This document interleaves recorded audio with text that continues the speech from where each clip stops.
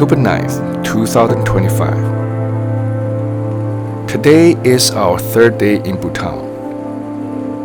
During the past 2 days, aside from going out to dinner with Suisui and her family in the evenings, we spent most of our time staying at the Royal Thimphu College with our daughter. T, Mr. T. Okay. This is Today, however, we officially begin our Thimphu sightseeing. You will need to pay entry fee. From this point on, everywhere we go, we will be accompanied by 2 local guides. That's per person, right? Yes. Okay. While this kind of arrangement does take away some spontaneity, for first-time visitors like us, it actually makes things much we need to easier take off shoes? and more reassuring. Yes, I will tell you about that. Our daughter couldn't travel with us today because she needed to go to work at an orphanage in Thimphu.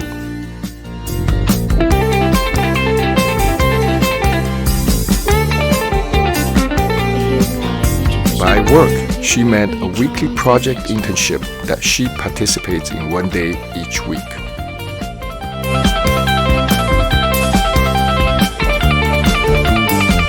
Since the orphanage is also in Thimphu, she was able to ride into the city with us. That way, she saved more than 300 Ngochen in taxi fare and could also have breakfast with us. We arrived at Ambient Café in downtown Thimphu. This is a cafe our daughter often comes to by herself. One reason is the pleasant atmosphere. Another is a beautiful little cat that always comes over to play with her. But most importantly, this place is clean and reliable, making it the cafe she trusts the most. 还有 mushroom toast 什么的。 Egg toast 可以了。 egg and toast, 2 egg and toast and 1. The 3 of us ordered almost the same things: fried eggs, toasted bread, milk, and coffee. Once again, Bhutan's slow pace of life was confirmed. For such a simple breakfast, we waited a full 40 minutes. Luckily, we arrived early, otherwise our daughter would have been late for the orphanage.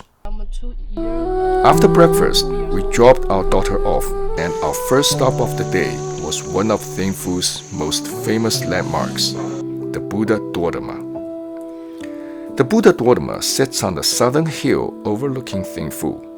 It stands 51 meters tall, made of bronze and gilded in gold, shining brilliantly under the sunlight.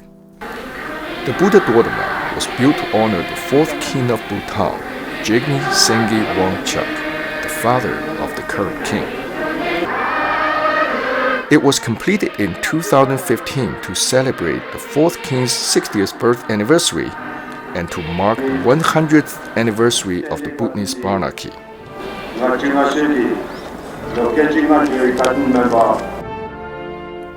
It is interesting to note that Jigme Sengi Wangchuk had 4 wives, and he voluntarily abdicated in 2006 to allow his son Jigme Kesa Nangyal Wangchuk to take the throne.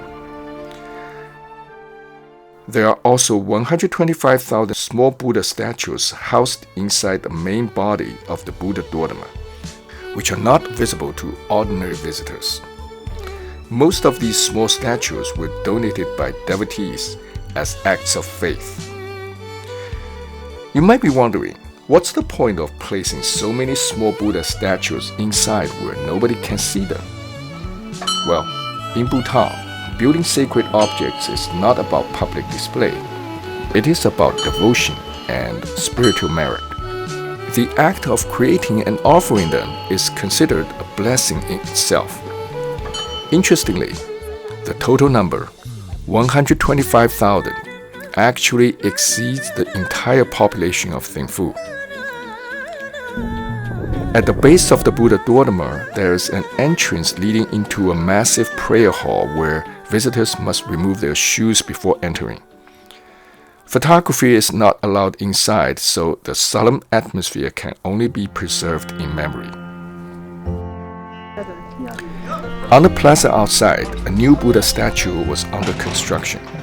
In Bhutan, building Buddha statues is considered a virtuous act and a way to continue religious devotion. And many people voluntarily donate money toward their construction. From here, we could overlook the entire Thimphu Valley, a truly magnificent sight. We also noticed that the rooftops throughout the valley were very distinctive, with most of them painted green. The guide explained that traditionally, rooftop colors in Bhutan often reflect buildings' role. Gold is usually seen on important religious structures.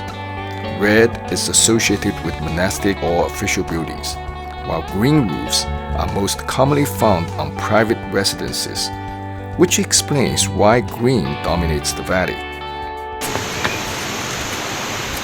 The preservation center, you can see the stairs and the railings. After leaving the Buddha Dordenma, we visited the Motithang Takin Preserve, Thimphu Zoo. Like this is just. The zoo is best known for Bhutan's national animal, the takin.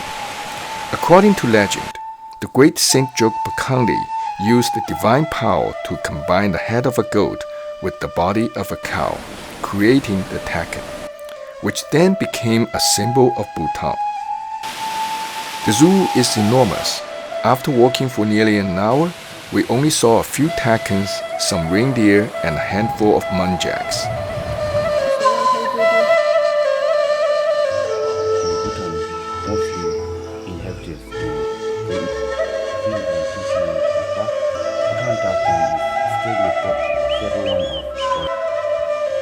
The guide told us that most animals hide deep within the forest, and seeing more would require walking even farther in. Faced with what felt like an endless boardwalk, we eventually gave up and decided to turn back. After leaving the zoo, we headed to Thimphu's largest and oldest farmers market, the Centenary Farmers Market. 50 per bag. Okay. 50. You want to take? Yeah. Yeah. They have this. Since the food at the school didn't quite suit our taste, we bought some eggs, tomatoes, potatoes, 1 kilogram. apples, 200. I'll get a 2. 30. and other fruits and vegetables. There was one store selling meat products, all of which were dried beef imported from India. To be honest, Dried beef. these meats, considered premium by locals, fell far short of our expectations. Compared to the glossy, rich cured meats commonly seen back home, this beef looked dark, dry, tough, and lacking moisture. As we wandered through the farmers market in Bhutan, we started wondering where all the fish came from. So, we followed a sharp, salty smell through the market until it led us straight to the fish stall. Dried fish were piled up like little hills. They looked very different from the fish we usually see back home. Some of them looked like little sticks of wood. No problem, no problem. You can take videos and have a good time. Over the past few days, our relationship with Suisui's family had grown increasingly close, with frequent updates on each other's daily plans. Knowing that our time in Bhutan was limited, we arranged to meet again that evening, as this might be our last gathering during the trip. Once again, it was a very distinctive restaurant. Have you been here before, Joyce? No, never. There were several private dining rooms in different styles, and one of them was filled with colorful, intricately carved traditional Bhutanese masks, leaving a deep impression. So many masks. That looks like you, that mask. Which one? That one. That one? No, not that That one? one. I mean, that one. Oh, that one! Surprise! Happy birthday, Chris. What's the name of this movie? It's a game. Oh, it's a game. Do you get credit? If they want something and I do it, I get more hearts or gemstones. This was his house. Oh, Suisui's husband told us that it was originally private residence of a high-ranking Bhutanese official before being converted to a restaurant. Who is going to be Uncle Ugi? Although Suisui's husband had official duties that evening, he still made time to stop by and spend a while with us. He also invited both of our guys to join the table and personally ordered a full spread of traditional Bhutanese dishes for everyone. Okay, I just finished. No, I also. 搞了20分钟，就是在河边想把那种老鼠放生，然后就死。 Later that evening, as we drove quietly down the road, I began to understand something deeper about this journey. We came to see Bhutan's mountains and temples, but what we will remember most are the people we met along the way.